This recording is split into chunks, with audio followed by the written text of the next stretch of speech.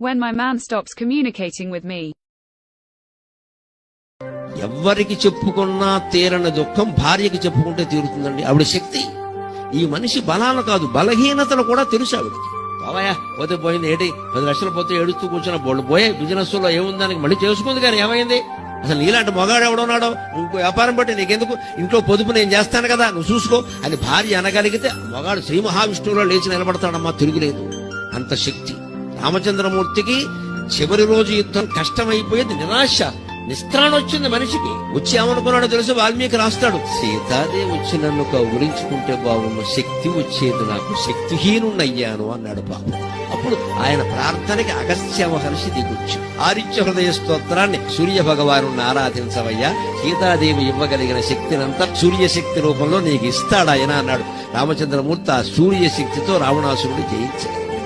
భార్య అంత శక్తిని